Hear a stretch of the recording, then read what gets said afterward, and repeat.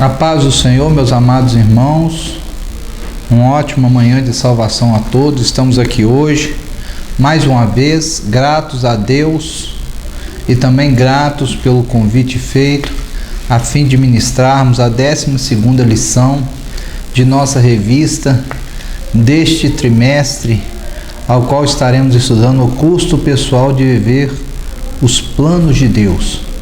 Mas antes de iniciarmos a nossa aula, eu convido a todos os irmãos que nos elevemos a Deus em oração. Amado Deus e Pai Todo-Poderoso, aqui eu me coloco agora diante de Ti, eu me coloco agora diante da Tua presença e também este aluno que está aí, ó Deus, do outro lado, nos acompanhando para a ministração desta aula tão abençoadora, a qual o Senhor tem nos dado. Peço que em nome de Jesus a bênção do Senhor esteja sobre nossas vidas, para que nós possamos passar tudo aquilo que o Senhor tem nos dado. Em nome de Jesus. Amém. Meus amados irmãos,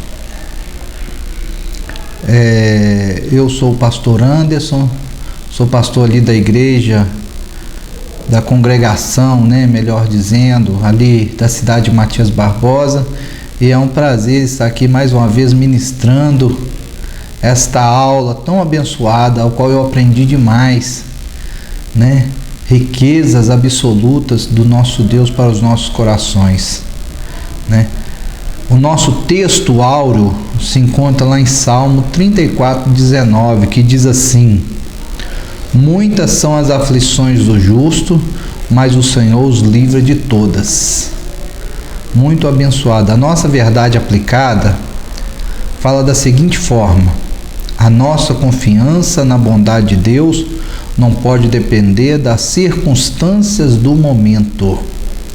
E o objetivo de nossa lição, que está dividida em 3 tópicos, que fala o seguinte: primeiro, falar que adversidades não impedem os planos de Deus.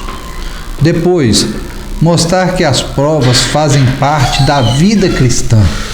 E por último, destacar que Deus está vendo e cuidando de tudo. Nosso texto de referência se encontra lá em Gênesis, no seu capítulo 39, e já quero recomendar aos amados alunos, se for necessário, que os irmãos parem agora a lição, leiam todo o capítulo 39, o capítulo 40 e também o 41, para que possamos estar mais cientes daquilo que falaremos. Diz assim o nosso texto de referência, que está lá em Gênesis, capítulo 39, verso 1 e 2 e 3 e 4. E diz assim: e José foi levado ao Egito, e Potifar, eunuco de Faraó, capitão da guarda, varão egípcio, comprou-o da mão dos ismaelitas, que os tinha levado lá. E o Senhor estava com José, e foi varão próspero, e estava na casa do seu senhor egípcio. Vendo, pois, o seu senhor, que o Senhor estava com ele, e que tudo o que ele fazia, o Senhor prosperava em suas mãos. José achou graça aos seus olhos, e serviu, e ele o pôs sobre a sua casa, e entregou na sua mão tudo o que tinha. Então aqui nós vemos um texto muito rico, muito cheio de detalhes, ao qual nós estaremos esmiuçando daqui para frente. Peço aos irmãos também que leiam, para o seu enriquecimento, a leitura complementar. A leitura complementar, ela vai enriquecer demais as nossas vidas e também a lição ao qual nós passaremos a estudar.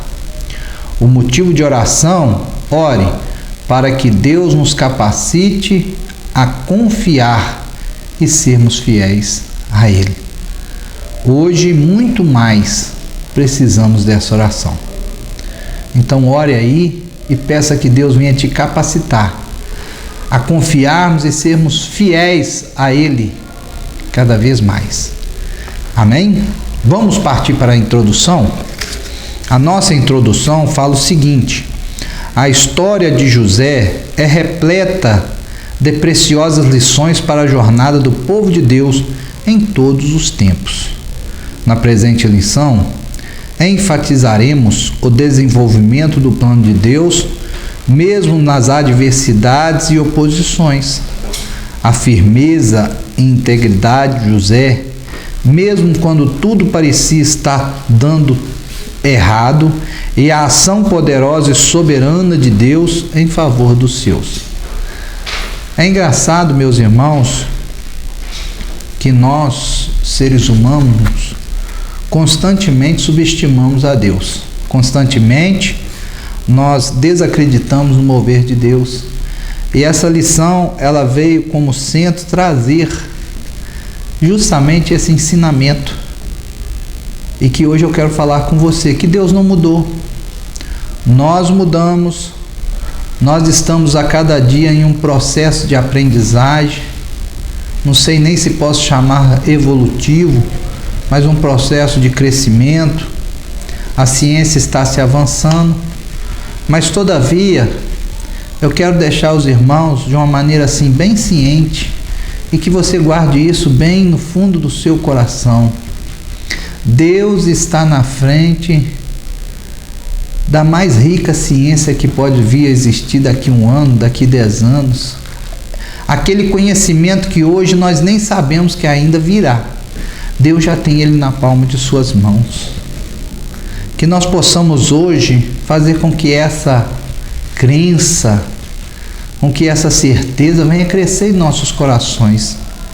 E nós vemos isso na vida deste jovem com apenas 17 anos. Nós vamos ver, que os seus planos, a sua inocência e a maldade de seus irmãos podia ser todo um impeditivo, podia ser tudo para destruir os planos de Deus para a sua vida.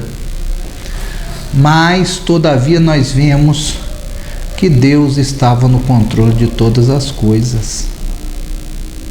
Que Deus estava ali no controle de sua vida. E mais depois adiante da elevação de José ao cargo mais alto daquela potência que era o Egito, ele poderia ser um homem mais amargo e cheio de vinganças em suas mãos. Ele era para ser um homem mais cheio de rancor no seu coração. Mas todavia nós vemos traços nele de uma verdadeira conversão e regeneração. Ele reconheceu que apesar de os seus terem o abandonado, Deus não fez isso. Deus permaneceu fiel a ele. Isso é lindo demais, meus irmãos. Isso é muito maravilhoso. No tópico 1, diz assim: circunstâncias adversas não impedem os planos de Deus. O desenvolvimento dos planos de Deus na vida de seu povo não significa ausência de adversidade. A Bíblia revela que o Senhor é poderoso para fazer com que todas as dificuldades e adversidades que surgem na jornada do seu povo sejam contribuições para o bem dos que nele confiam e esperam. E ele ainda cita Romanos capítulo 8, verso 28, que diz assim: olha, e sabemos que todas as coisas contribuem juntamente para o bem daquele que amam a Deus, daquele que não chama, daqueles que são chamados segundo o seu propósito. Meu querido, por menor que você ache que você seja, você é um escolhido de Deus, você é um chamado do Senhor. E você pode ter certeza que em tudo na sua vida não existe uma coincidência, mas existe um propósito, um desígnio da parte de Deus para a sua vida. E nós vemos isso claramente na vida de José. Nós vemos isso claramente que tem muita gente que acha que servir ao Senhor estará imune de qualquer tipo de luta, de qualquer tipo de tempestades. Mas não foi para este evangelho, nem para este tempo que o Senhor assim o constituiu.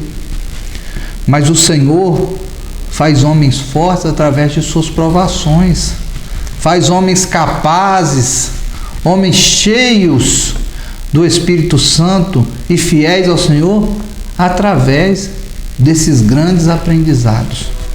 Que o Senhor possa iluminar a sua mente, independente do que você esteja passando hoje, que você possa confiar e saber que nós erramos, mas Ele jamais erra. O Senhor está livre dessa sentença. Confie nele, seja fiel a Ele, e você verá que tudo vai passar e o hino da vitória você vai cantar.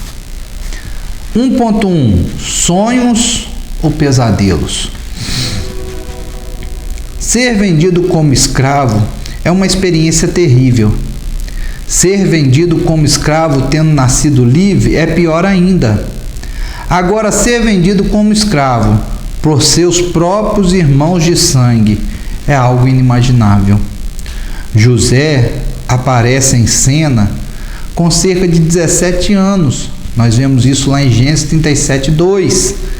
Ele estava para viver o melhor da vida e ser integrado aos negócios da família, porém, se separado dela para viver sob a sombra do medo e insegurança, em uma terra que não era sua, o Egito.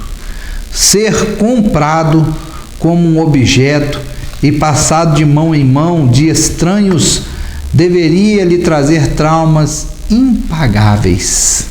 Gênesis 39:1 diz que José foi levado ao Egito e Potifar, oficial de Faraó, capitão da guarda, homem egípcio, comprou-o das mãos dos ismaelitas que o tinham levado lá.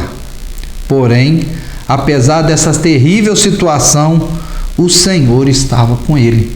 Nós vemos isso no verso de número 2 do capítulo 39. E isso fez toda a diferença na vida de José. Uma coisa que eu quero ressaltar aqui, nessa passagem, neste momento, é que o Senhor, Ele estava no alto observando a vida e muito mais do que isso, o íntimo de José, né? Ele foi comprado por um homem de muita estima do faraó. Nós vemos a palavra no verso 1 do 39, José foi levado ao Egito e Potifar, oficial de Faraó. O verso 30, nós vemos ainda um adjetivo que o chama, Potifar, né, de um adjetivo que é o eunuco. O que seria esse eunuco de Faraó? Esse eunuco de Faraó, não que ele fosse um homem castrado ou naturalmente viesse a nascer, né, eunuco, mas era uma denominação que fazia com que Potifar fosse ainda mais chegado de Faraó. Um homem de grande estima e de grande companheirismo de Faraó, de confiança. Outra coisa que eu quero ressaltar aqui também, quem são esses ismaelitas? Nós sabemos que esses ismaelitas são um parente não muito distante de José, filho de Ismael, o primeiro filho de Abraão, vindo da serva de sua esposa Sara, né, Agar. Então nós vemos por aí como que acontecia, como que era e como que já estava o afastamento dessas duas descendências, né? Mas uma coisa nós podemos observar, que em tudo o Senhor estava com José. E esta frase eu peço que você guarde ela, porque ela será muitas vezes repetida, não de maneira pejorativa, nem cansativa, mas de uma maneira afirmativa, trazendo à memória: porque nós sabemos que a Bíblia Sagrada é um livro de repetições. E hoje o Senhor mais uma vez fala contigo: eu estou contigo. O subsídio do professor fala o seguinte: a cena precedente revelou o nobre caráter de José. Ainda que severamente tentado, tampouco trai a confiança de Potifar depositada nele, nem abandona sua confiança em Deus. Esta cena implica a mesma fé, porém apresentada como divina e singularmente dotada. Ele depende de Deus para seu dom de intérprete de sonhos e possivelmente antecipa um cumprimento dos seus próprios quando pede ao carpinteiro que lembre dele. José reconhece que ele pertence à mais elevada autoridade, acima dos próprios senhores egípcios em cuja casa ele serve. Ao mesmo tempo, o rogo de José ao carpinteiro para que ele lembrasse dele o torna muito humano. Então nós vemos, meus irmãos, as fragilidades também de José. A companhia do Deus imutável é o tópico de 1.2. E diz assim: José estava na condição de escravo na casa de seu senhor Egito, mas o Senhor dos senhores estava com ele. Em Gênesis 39:2 fala que o Senhor estava com José e foi homem próspero e estava na casa de seu senhor egípcio. E por causa disso José prosperara em tudo o que faz, não importa a condição que se encontra. O próprio Senhor de José podia perceber isso. Nós vemos, irmãos, essa percepção sendo descortinada no texto, nos seus versos de número 3 e 4 do capítulo 39. Vendo, pois, o seu senhor que o Senhor estava com ele, e tudo que fazia o Senhor prosperava em sua mão, José achou graça aos seus olhos e servia-o. E ele o pôs sobre a sua casa e entregou nas suas mãos tudo o que tinha. Nós vemos outros momentos também nas Escrituras, meus irmãos, em outras passagens, em outras histórias, as pessoas percebendo, né, como que não era a pessoa, não era o lugar. Não, independente disso, nós vemos isso, por exemplo, quando Abraão dá a oportunidade de seu sobrinho escolher para que lado ele queria ir e que seria seu. Ele escolhe as campinas verdejantes de Moabe, né? E Abraão fica onde estava. Talvez ali não fosse uma terra muito boa, próspera, com muitos, né, fontes de água, mas uma coisa era: a bênção estava sobre ele. E nós vemos isso aqui também sobre a vida de José, que é o testemunho de José, a confiança da fé de José de não se contaminar. Ainda que esteja no mundo, ele não era do mundo. Ainda que estivesse ali em um lugar corrompido, em uma cultura totalmente diferente da sua, ele não se misturava. Ele continuava limpo, puro, né? Ele tinha um propósito e o perseguia, que era um estilo de vida de santidade. Nós vemos isso claramente através dessa lição. Eu tenho uma pergunta para você: qual que é o estilo de vida que você tem perseguido diante de nosso Senhor e Salvador Jesus Cristo? É a santidade? Essa lição vai falar muito sobre isso conosco. E eu tenho certeza que falará também contigo, né? Ao ponto de confiar a Ele posições mais importantes. Às vezes nós ficamos tão preocupados em mudar as nossas condições e sair de onde estamos para ver se as coisas melhoram, que deixamos de nos certificar do mais importante: se Deus está conosco. Você já se perguntou isso? Deus está contigo? Deus tem sido realmente o seu parâmetro de escolha? Você tem buscado essa resposta do Senhor? Não são as condicionantes favoráveis que determinam o nosso sucesso nas coisas. Nós temos que ter ciência disso. Isso é um pensamento secular. Isso é um pensamento secular. É Deus quem determina as condições das coisas, por mais difícil que seja a realidade presente. Precisamos estar certo disso. Meu irmão, não viva uma vida sem ter um propósito, sem ter um estilo de vida na fé, sem uma nova cosmovisão, mas viva uma vida segundo o propósito de nosso Senhor e Salvador Jesus Cristo, segundo aquilo que Ele te chamou. Ele não te chamou para viver conforme vivem os demais. Certa vez o Senhor Jesus chamou atenção ali daqueles judeus que sabiam olhar se teria chuva, se não viria a chuva, contava as estações, mas todavia eram cegos espirituais.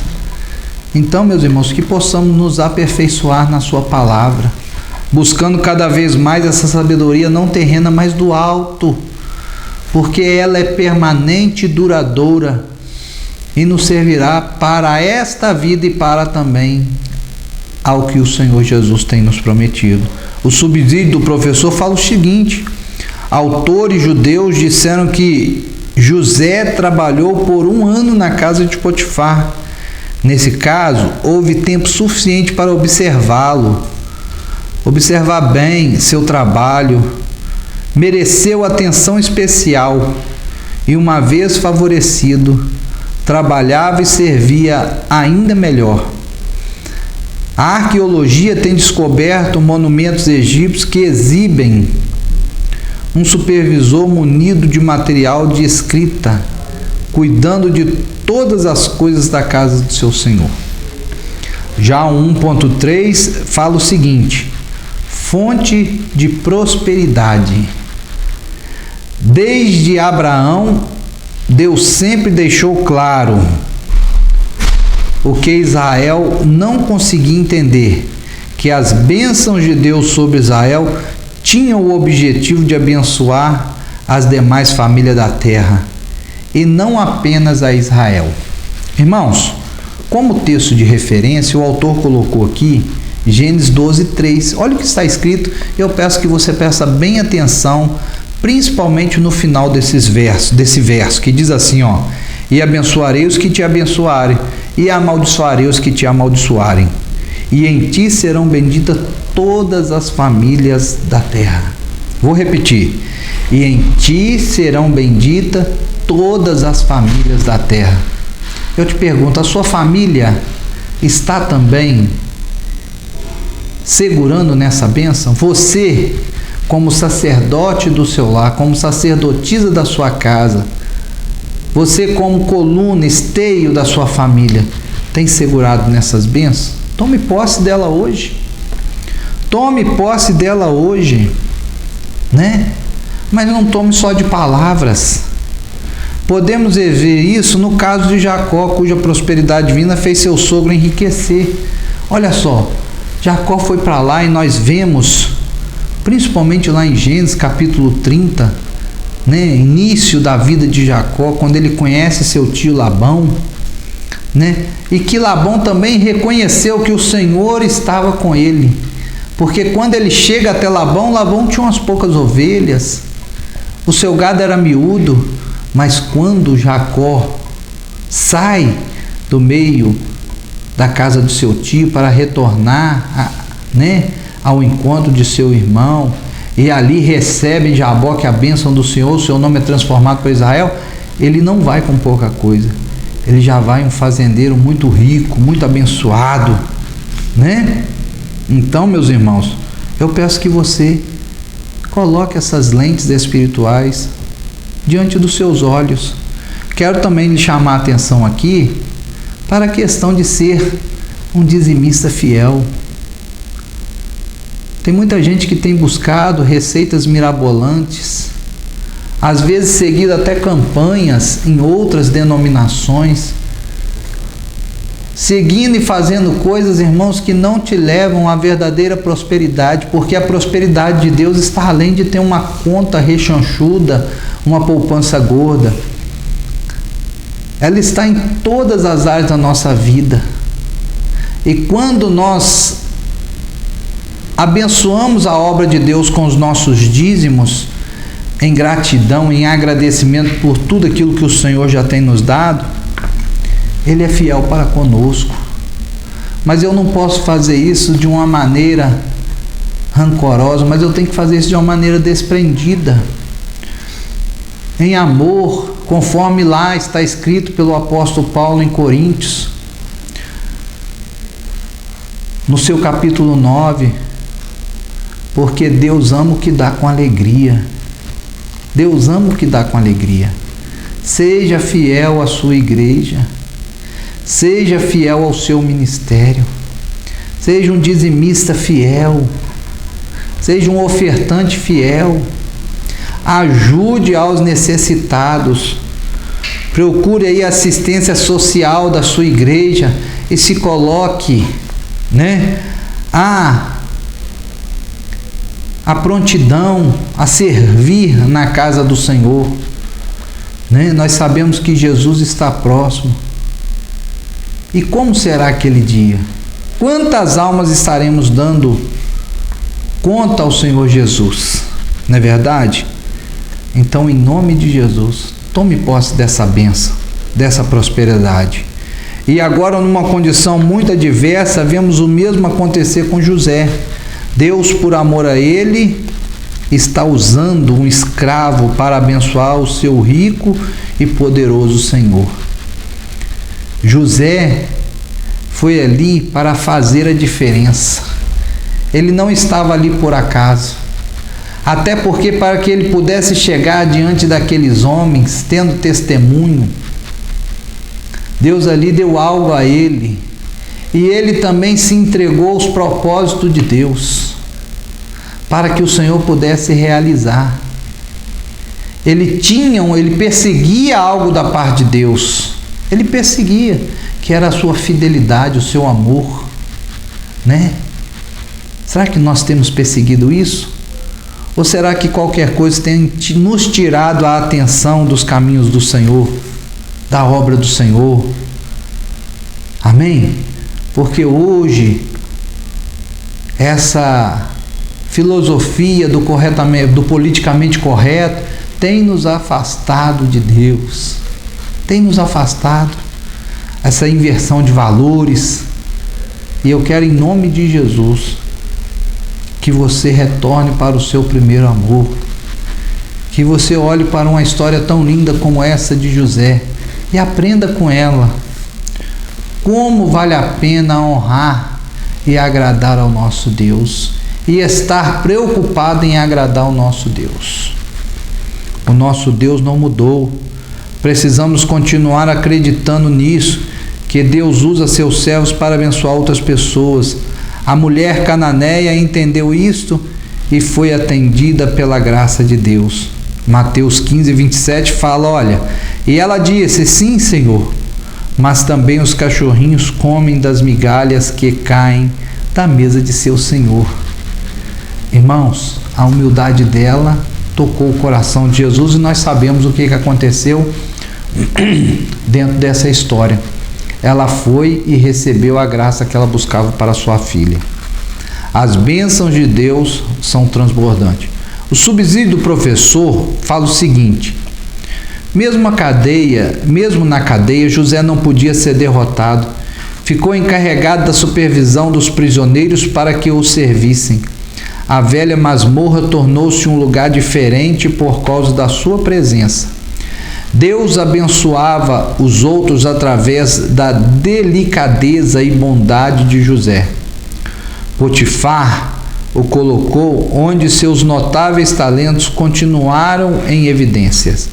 Irmãos, uma coisa que eu quero ressaltar aqui, até como experiência de vida, que certa vez no nosso gabinete eu recebi um irmão muito queixoso a respeito do lugar aonde que ele estava trabalhando, que era um lugar de muito risco. E ali ele começou a maldizer o seu trabalho. Eu tive que o interromper, falando com ele: olha, o lugar aonde nós trabalhamos é nós que fazemos ele. Como que nós fazemos ele? Através de nossas orações, através da nossa posição como servo de Deus, através até mesmo daquilo que nós militamos ali, junto com os nossos amigos, conquistando as vossas amizades, dando um bom testemunho, né? E eu tive que parar esse irmão ali e falar isso tudo com ele. E hoje também quero dar esse conselho para você. Faça do lugar onde você trabalha um bom ambiente. Seja uma pessoa ali de confiança. Não seja uma pessoa rancorosa, mas seja uma pessoa amistosa. Uma pessoa que os demais que estão ali à sua volta tenham prazer de estar ali com você. Que você não seja aquele que chega, aí acaba, né, com os montinhos, acaba com as rodas de conversa. Não seja assim não, mas seja um servo de Deus fiel. Saiba entrar, mas saiba também sair no meio dos seus amigos, porque senão como você vai ganhá-los? Como que o seu patrão vai receber boas notícias suas? Como será promovido? Não demonize a bênção de Deus sobre a sua vida. Receba esse conselho em nome de Jesus. O 2, a fé provada pelas circunstâncias da vida. Assim como Abraão teve sua fé testada, José passou por vários funis divinos que os colocaram no lugar adequado para Deus fazer da sua vida uma bênção para tanto. José podia estar resmungando o tempo todo: ah, Senhor, aonde você está? Oh, Senhor, eu sou tão fiel ao Senhor, mas olha, eu estava lá no Potifar, a mulher me atacou. Eu pensei que o negócio ia melhorar e só está piorando. Agora o Senhor me coloca aqui nessa masmorra, nessa cadeia, né? José poderia fazer isso, mas eu quero que você procure no texto alguma reclamação de José, algum questionamento. Pelo contrário, nós vamos achar louvores. José não estava preocupado com o lugar, José não estava preocupado com o que iria acontecer. José não tinha essa preocupação. Ele tinha preocupação de estar com a vida em agrado do Senhor. Em agrado do Senhor. E graças a Deus, essa história está contada em nossa Bíblia, para que os dias maus sejam confortantes para nós.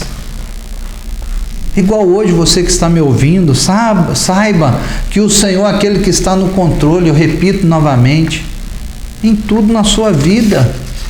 Glorifique ao nome do Senhor. Glorifique ao nome do Senhor. Deus não mudou. Nós é que temos mudado para com Ele. Ele continua sendo um Deus fiel e verdadeiro. Um Deus fiel, imutável. Amém? O 2.1 diz assim, teste de integridade. Mesmo o jovem José já passou por situações muito difíceis na vida. Quase foi morto por seus irmãos, mas acaba sendo arrancado da família, sendo vendido como escravo. Tudo isso foram provas externas. Pareciam testar o teste de resistência. Agora, porém, ele passa por uma prova interna, um teste de integridade. A mulher do seu senhor quer possuí-lo, e nós vemos isso lá em Gênesis capítulo 39, versos 6 e 7. E deixou tudo o que tinha nas mãos de José, de maneira que nada sabia do que estava com ele, a não ser do pão que comia. E José era formoso de porte e de semblante. E aconteceu depois dessas coisas que a mulher do seu senhor, pôs os seus olhos em José e disse: deita-te comigo. Meus irmãos, quando nós descortinamos essa cena diante dos nossos olhos e vemos a fidelidade de José, eu quero que vocês tenham a percepção de que não foi uma vez. Não estou aqui conjecturando, mas estou fazendo uma interpretação gramatical junto com os irmãos. Porque nós vemos no verso 6 e 7 a primeira tentativa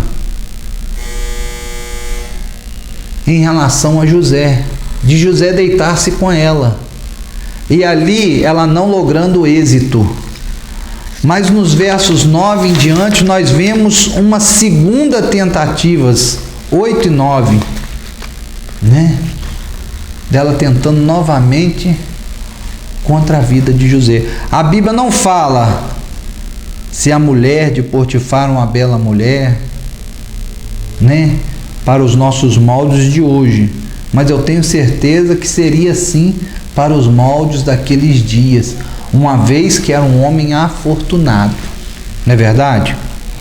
E ainda continua falando assim, olha, José considera o ato de deitar com a mulher de Potifar mais um pecado contra Deus do que um pecado contra Potifar. Olha que coisa interessante aqui a ser ressaltada, que a fidelidade de José não estava em relação ao seu senhor, mas estava ao seu Deus. Aonde está a sua fidelidade? Quais são os princípios que você tem defendido na sua vida? São princípios terrenos ou são princípios bíblicos, ensinamentos do próprio Deus? Nós vemos isso na Bíblia de José. Aonde que José aprendeu isso? Com quem? Não é verdade? Com certeza com seus pais, homens fiéis ao Senhor. O versos 8 e 9 do 39 diz o seguinte: porém ele recusou e disse à mulher de seu senhor: eis que o meu senhor não sabe do que há em casa comigo. Entregou em minhas mãos tudo o que tem. Ninguém é maior do que eu nessa casa, e nenhuma coisa me vedou, senão a ti, porquanto és mulher dele. Como, pois, faria eu tamanha maldade e pecaria contra Deus? Né? Então nós vemos aqui a provação que José estava passando ali, que não era só uma provação de ideias, né? Que era também um teste na sua virilidade como homem, e ele sendo aprovado ali diante de Deus.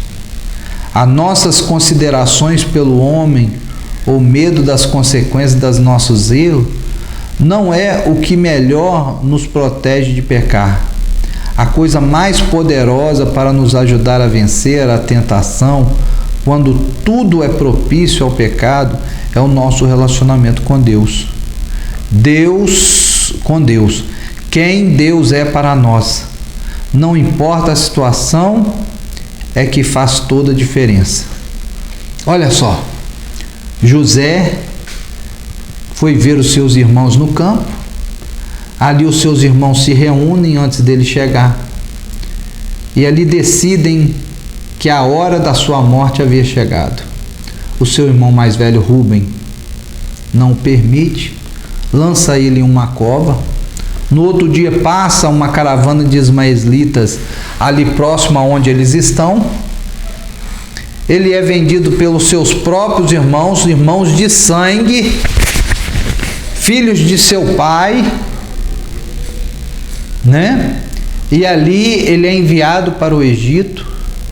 Eu fico pensando, né, que fica passando de mão em mão, porque até chegar ao consumidor final, que seria o Potifar, vai para uma casa, ali ganha confiança do seu senhor, E para não ser menor, nós vemos que ali ainda ele é tentado pela esposa de seu senhor. Depois de ser tentado pela esposa de seu senhor, ele é lançado nas masmorras. Olha só, irmãos, uma tragédia atrás de outra tragédia. Mas eu quero aqui trazer luz aos nossos pensamentos também, um provérbio oriental que fala o seguinte: homens fortes criam tempos fáceis, e tempos fáceis geram homens fracos. Mas homens fracos criam tempos difíceis, e tempos difíceis geram homens fortes. Deus estava forjando um bravo homem para aquele momento, que era José. Olha que coisa linda.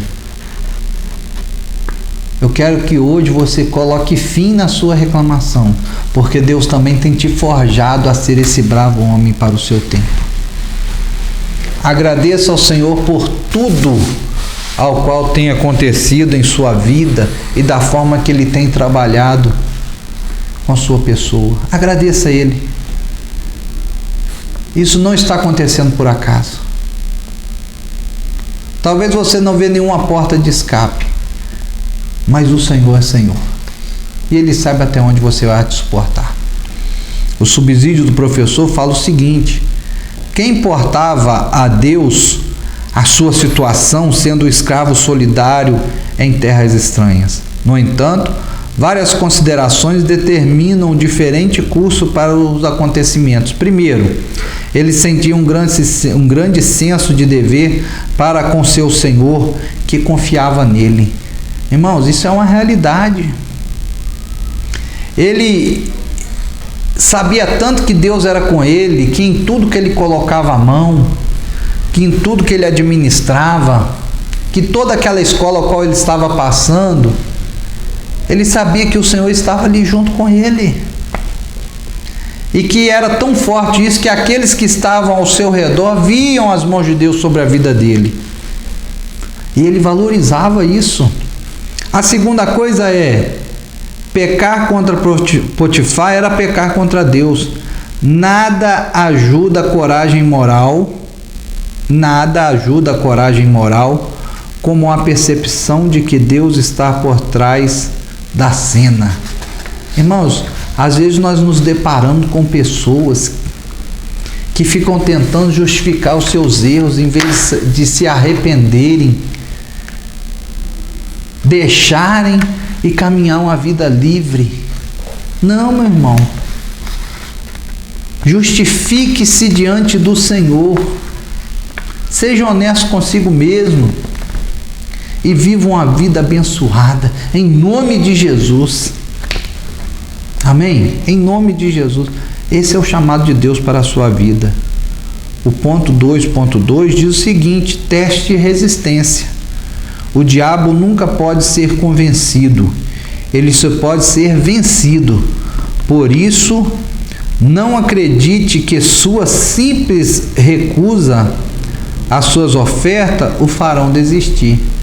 Irmão, eu até grifei essas frases, essas colocações do autor da nossa lição, que é o Bispo Abner, né? Que eu achei muito forte e muito bonita, porque é uma realidade para nós, servos do Senhor. Quantos de nós temos brincado em relação às coisas espirituais? Quantos de nós, e até mesmo em um tom exortativo, para que você se autoexamine e venha ver se de fato isso está acontecendo na sua vida ou não.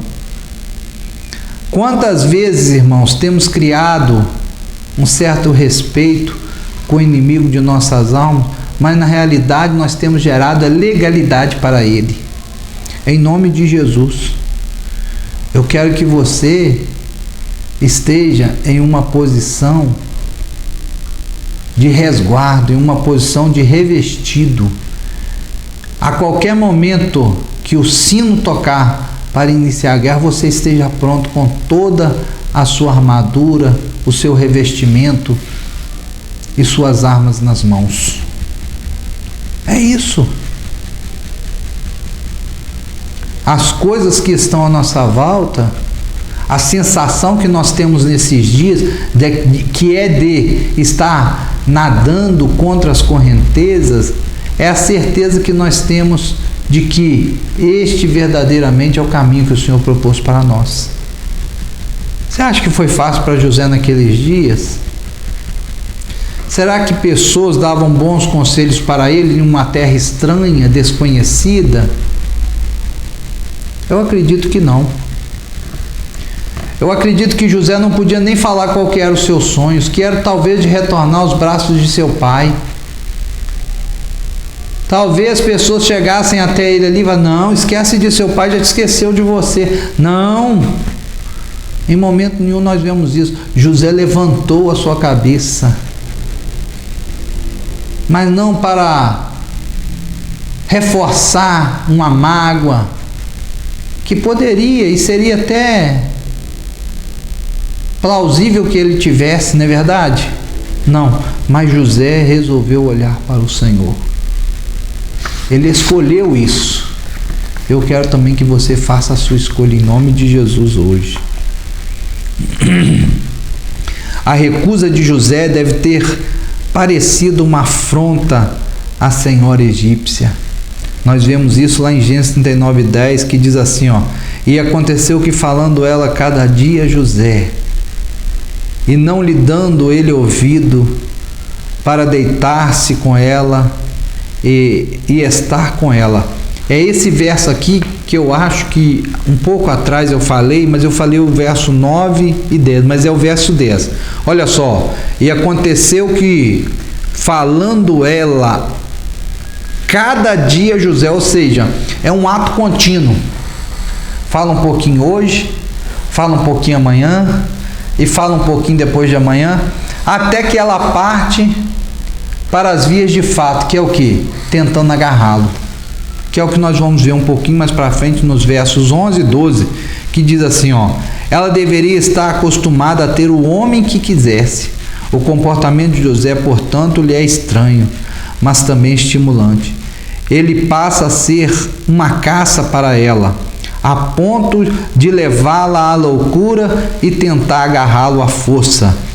Gênesis 39, 11 e 12 fala assim, ó: sucedeu num certo dia que ele veio à casa para fazer seu serviço, e nenhum dos da casa estava ali, e ela lhe pegou pela sua roupa, dizendo: deita comigo. E ele deixou a sua roupa na mão dela e fugiu, e saiu para fora. Talvez, irmãos, ela tenha preparado toda a armadilha para que aquele dia fosse o dia D para a derrota de José. Talvez ela tenha pensado: hoje ele não me escapa. Mas só que José teve uma decisão, e o Senhor estava nessa decisão junto com ele. E ele sai para fora da casa, ele corre, ele deixa, né? A Bíblia diz que resisti ao diabo e ele fugirá de vós. Mas em lugar nenhum nós vemos resistir aos desejos da carne e você vencerá. Em lugar nenhum nós vemos isso.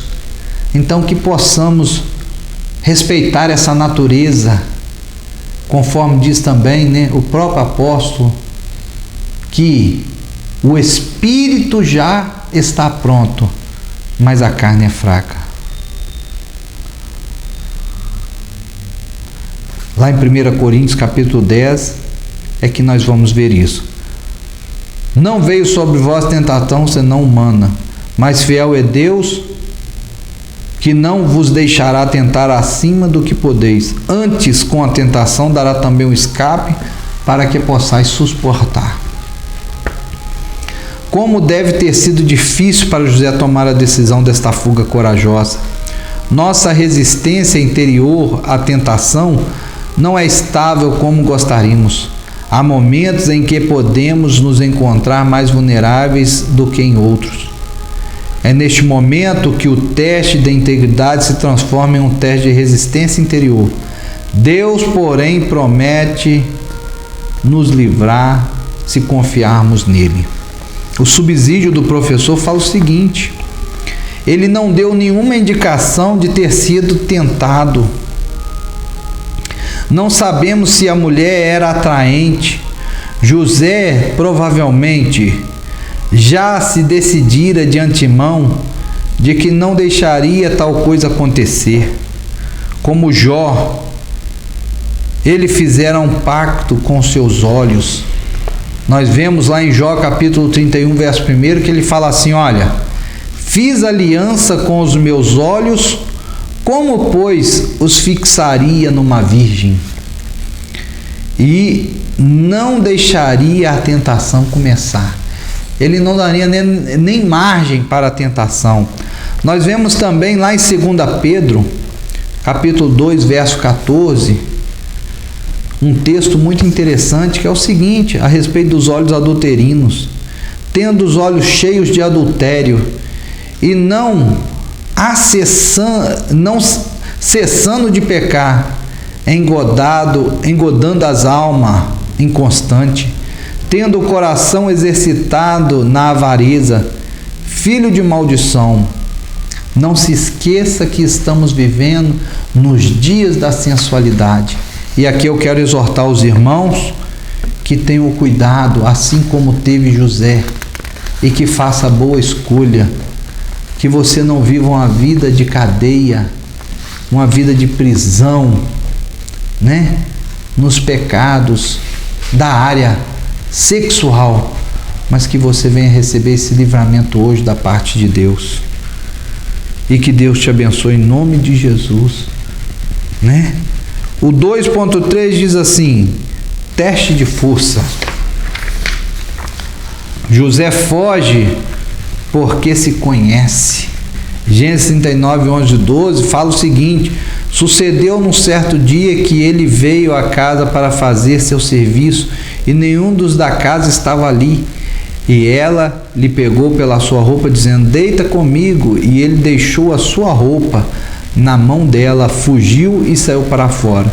Esse tipo de fuga é uma atitude mais corajosa que podemos ter. Aqueles que caem são justamente aqueles que acham que podem ficar em pé por causa da sua própria força. Que são mais fortes que a sua própria carne? Não são. Ninguém é. O autor, ele vem trazer essa afirmativa de uma maneira veemente: não são e ninguém é. Não subestime a força da sua natureza carnal. Não subestime. Cristo já nos alertou sobre isso lá em Mateus 14, 38. Vigiai e orai, para que não entreis em tentação. O espírito, na verdade, está pronto, mas a carne é fraca. A carne é fraca. Encontramos na Bíblia várias exortações acerca de atitude que devemos tomar para vencer a inclinação da carne. A primeira, sabe o que é? Andar em espírito. Quem anda em espírito não dá vazão para a carne. Quem anda em espírito não dá vazão para as coisas dessa vida. Eu quero chamar a atenção aqui hoje para um aparelhinho que nós temos e temos acesso a tudo que nós quisermos, né? Que é o nosso celular. Quando você está vendo aqueles vídeos, quando você está vendo, né, as imagens que estão passando ali no seu celular, o Espírito Santo está ali ao seu lado, ou você tem que pedir licença ao Espírito Santo para assistir o que você está assistindo? Não dê vazão à carne, mas ande em espírito. Jovem, ande em espírito. Gálatas 5,16 diz o seguinte: digo, porém, andai em espírito, e não cumprireis as concupiscências da carne. E não cumprireis as concupiscências da carne, os desejos da carne. E a segunda coisa, foge do pecado. Não encare o pecado e nem as tentações.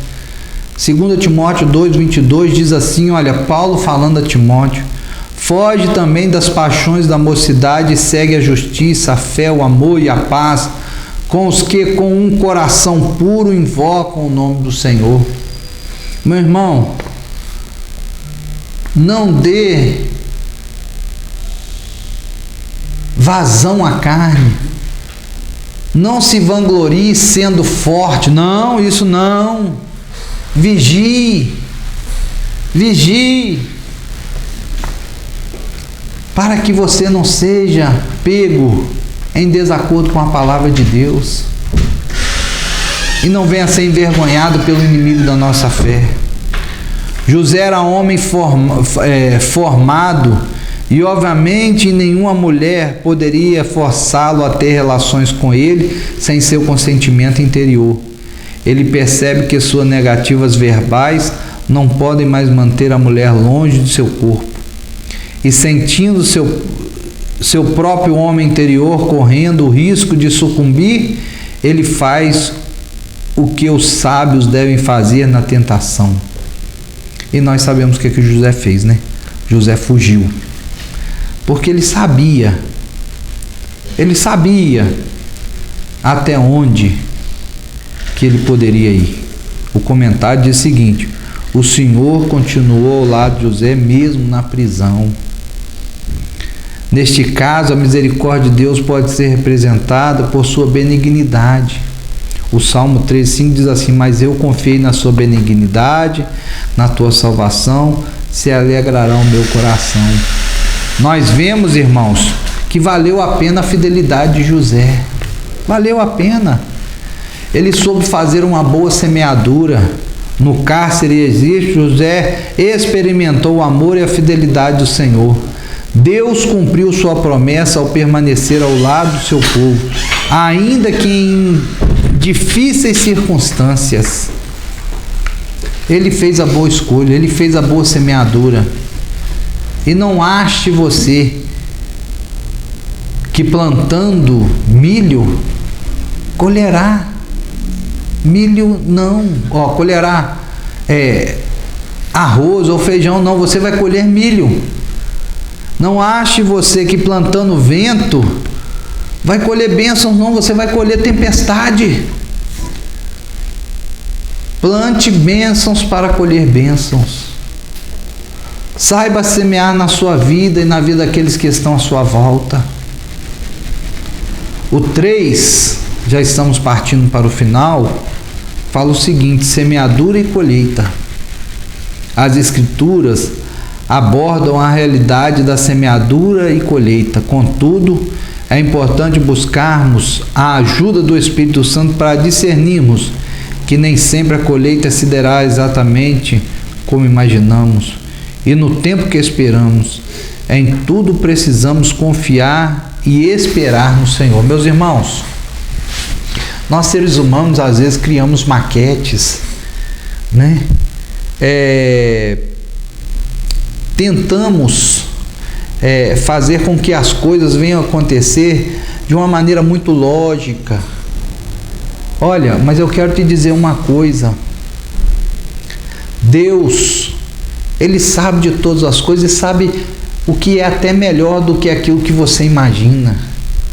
A Bíblia diz que Ele perscruta o mais íntimo do homem. Talvez você não saiba nem o que você realmente precisa para a sua vida. Talvez você ache que é A, mas Deus vai além disso. Mas Ele só vai além disso quando você permite e descansa nele, deixa de lado a ansiedade, a preocupação. Faça isso hoje. Talvez a ansiedade tenha te consumido, a preocupação tenha consumido sua vida.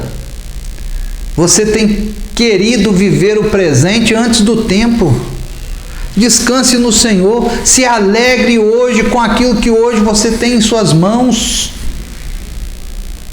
Não fique ansioso para o dia da sua exaltação. Isso vai acontecer, mas no tempo do Senhor. No tempo do Senhor. O Senhor te chamou para algo na sua casa, o Senhor te chamou algo para a sua seara, então vai se preparar. Vai se preparar. Eu me lembro quando eu era jovem, fui chamado para ser pastor, para ser pregador do Evangelho. Outros também foram chamados junto comigo, receberam também algo da parte de Deus como um chamado.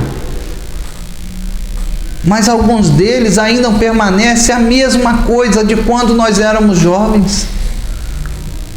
Agora o que eu fiz? Eu não cruzei os meus braços. Eu fui fazer um seminário. Eu gostava de estar nas reuniões de oração. Eu gostava sempre de estar com aqueles irmãos, que eram professores da escola bíblica dominical, para que eu pudesse aprender. Gostava de estar nos cultos de ensinamento, no culto de doutrina, na escola bíblica dominical, sempre estava matriculado, nos retiros espirituais. Tem gente que acha que Deus vai descer do alto e fazer para ele aquilo que ele tem que fazer. E nós vemos que não foi assim na vida de José. Ele não deixou de viver a sua vida, mas ele confiou no Senhor, ele descansou no Senhor, ele não arrancou os seus cabelos, ele permaneceu fiel à promessa do Senhor. Então, meu querido, em nome de Jesus, dê uma guinada hoje na sua vida em relação àquilo que está te consumindo, que é essa ansiedade, que nunca chega, Jesus, que nunca chega, chega assim no momento do Senhor. Olha, Deus usa quem Ele quer. Deus usa quem Ele quer. Deus usa quem Ele quer. Eu estou em uma congregação, que é a congregação de Matias Barbosa, em que, na sua história,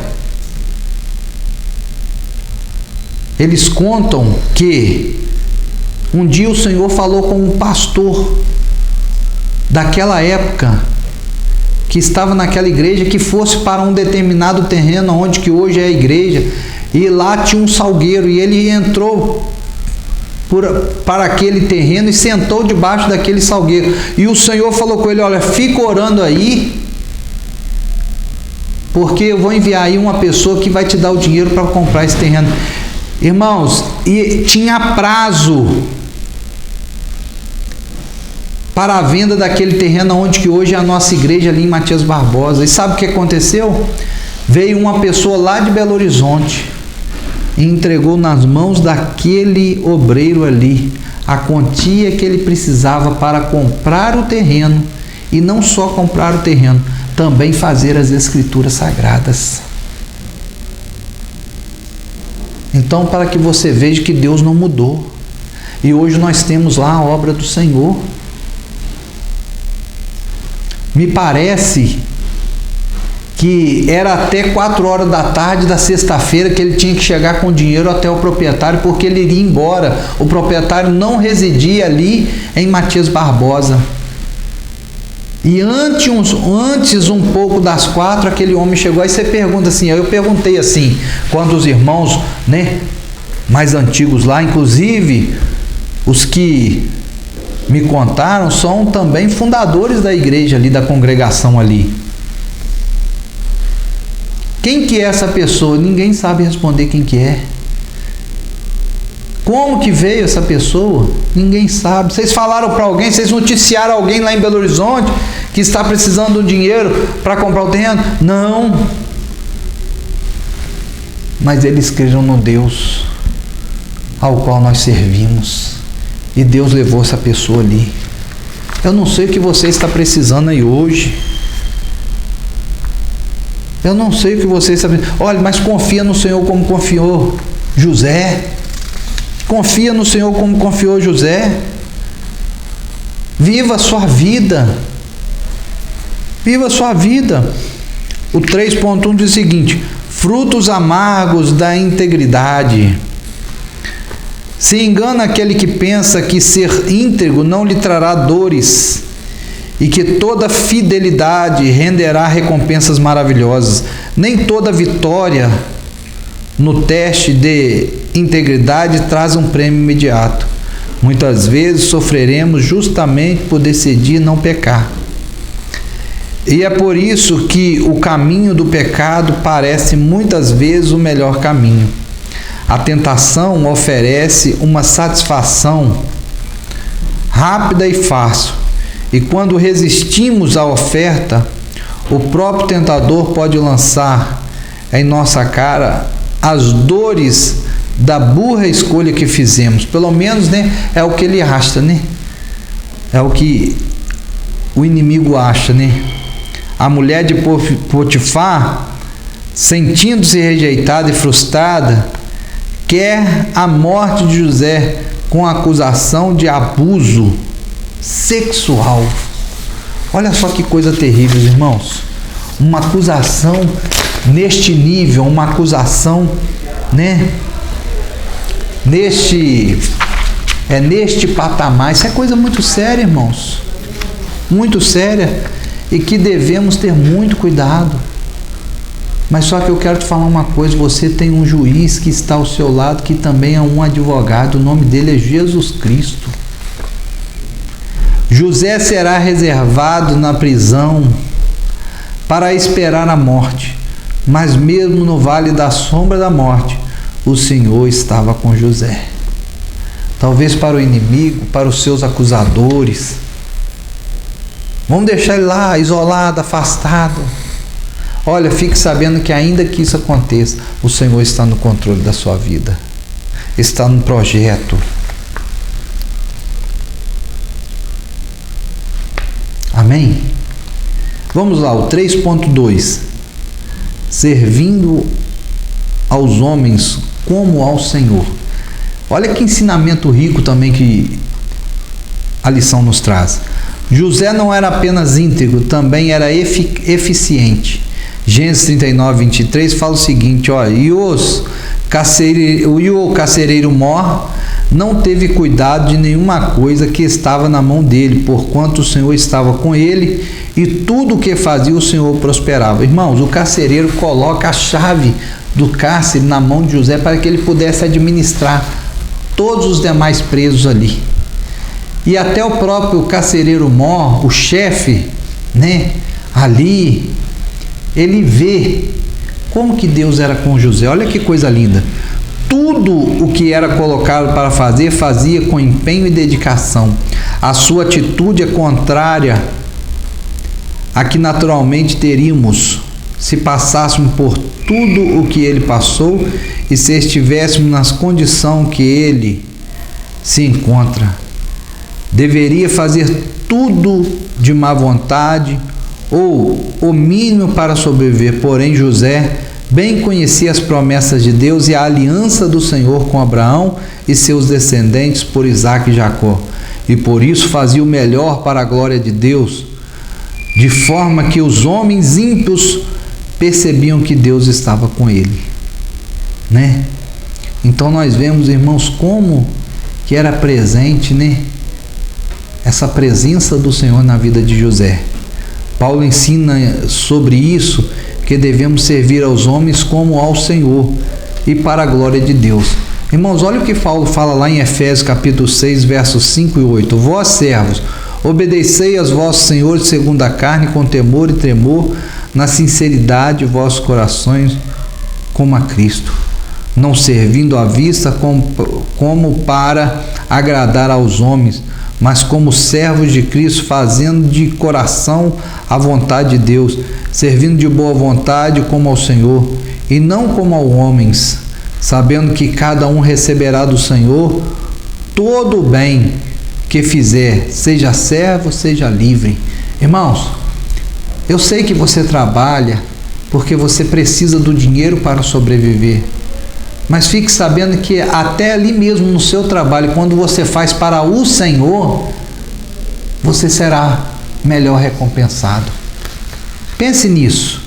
E ainda Paulo vem rechaçar lá em Colossenses capítulo 3, versos 22 e 24, da seguinte forma: vós servos, obedecei em tudo os vossos senhores segundo a carne, não servindo só à aparência como para agradar aos homens, mas em simplicidade de coração, temendo a Deus, e tudo quanto fizer, fazei-o de todo o coração, como ao Senhor, e não aos homens, sabendo que recebereis do Senhor o galardão da herança por Cristo, o Senhor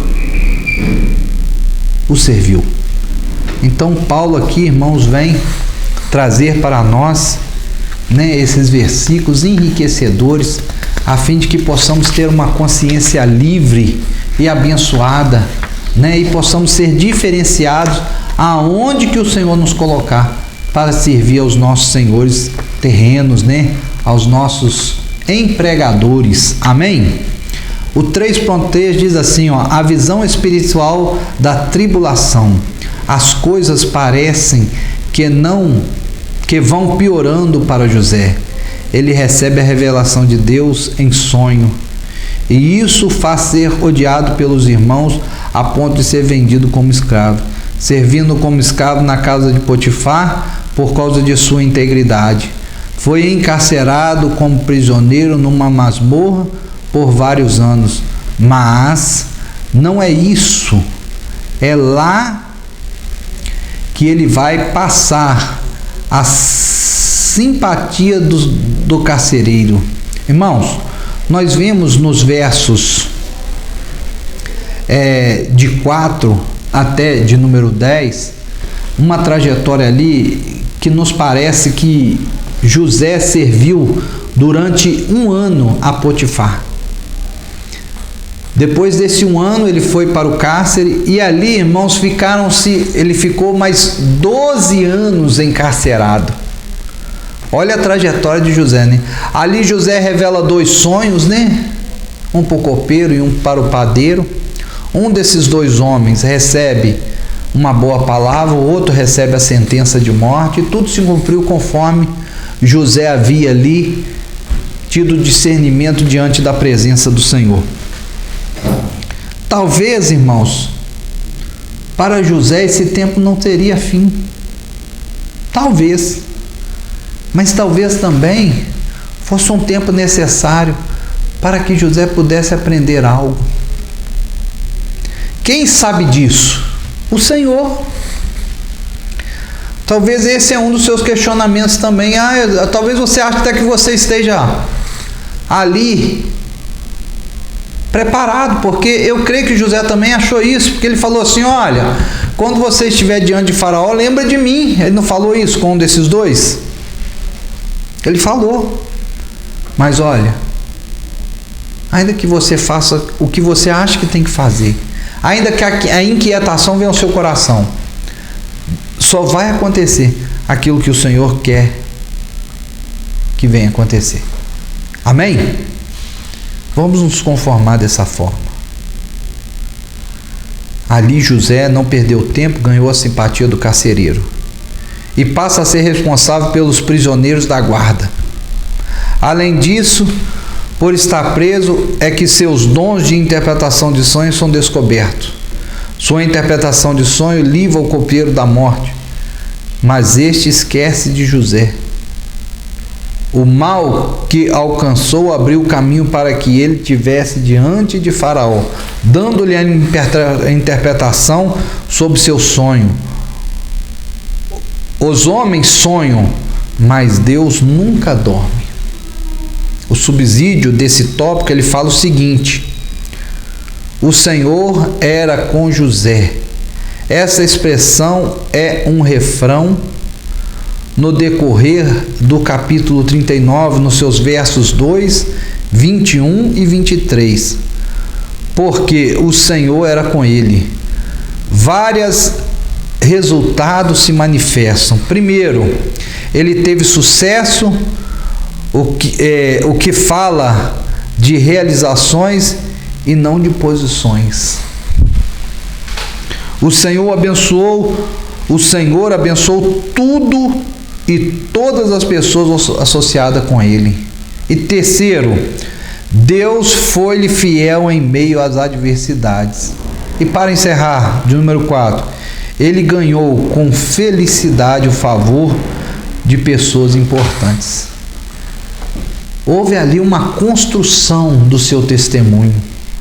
Uma construção. Eu fico impressionado como é que tem pessoas, irmãos, que não querem construir uma história, mas talvez pela sua inveja já querem tomar uma história pronta. Talvez eles acham melhores do que as outras, mas eles não querem fazer a sua própria história. Ele quer tomar a história de alguém. Olha, o Senhor está falando conosco aqui através desta lição. Construa a sua história. Construa os seus caminhos. Sabe por quê? Porque isso será o seu alicerce. Isso será seu e ninguém poderá lhe tomar. Amém? Tem gente que quer sempre, como dizem por aí, o QI, o que indica. Eu quero te falar uma coisa, meu querido. Nem sempre os atalhos da vida nos levam por caminhos de bênção, não. Muitas das vezes nos levam a precipício. Muitas das vezes nos levam a caminhos tortuosos. Está apertado, está doendo. Olha, mas o Senhor vai ter a porta de escape para a sua vida. A conclusão já vem nos falar assim: temos aprendido que a fé, confiança e integridade dos que pertencem ao Senhor não dependem das circunstâncias, que cada discípulo de Cristo esteja sempre lembrando que temos o Espírito Santo nos ajudando em nossas fraquezas. Romanos 8:26 reforça isso da seguinte maneira: e da mesma maneira também o Espírito nos ajuda nas nossas fraquezas, porque não sabemos o que havemos de pedir como convém, mas o mesmo Espírito intercede por nós com gemidos inexprimíveis, e nos guiando mesmo nos momentos mais críticos de nossa caminhada cristã. O Senhor está conosco, como esteve com José. Que Deus abençoe a sua vida e que guarde essa lição no seu coração, porque assim como ele esteve ali com José, hoje ele não mudou, e eu tenho certeza que ele também quer estar contigo. Talvez você tenha clamado e perguntando: aonde está o Senhor de José? Aonde está esse Deus de José? E Deus lá de cima, ou até mesmo do seu lado, está se perguntando: eu queria tanto que você fosse o meu José. Eu queria tanto que você fosse o meu José. Seja o José de Deus hoje. Confie nele.